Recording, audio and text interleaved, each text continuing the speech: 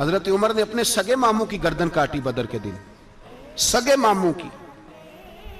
हजरत अबू उबादा बिन जर्राह ने मैदान बदर के अंदर जब जंग का तबल बजा, हालात बिगड़े, जनाब अबू उबादा बिन जर्राह कहते हैं तारीख ने एक अजीब मोड़ पे मुझे लाके खड़ा किया।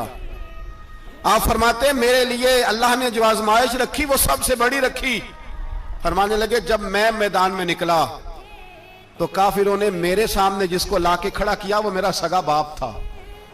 अब फरमाते हैं अब मुश्किल बन गई। फरमाने लगे अब मेरे लिए सामने बाप, इधर बेटा। अब फरमाते हैं दो रास्ते थे, बाप बचाऊं या रसूलुल्लाह का दीन बचाऊं। एक मिनट था फैसला करने के लिए कि अब्बा बचेगा या दीन बचेगा, कुफर बचेगा या इस्लाम बचेगा। फरमाते हैं मैंने मिनट पूरा नहीं सोचा, मैंने तलवार उठाई, बाप की गर्दन काट के गिराई और रसूलुल्लाह का दीन बचा लिया।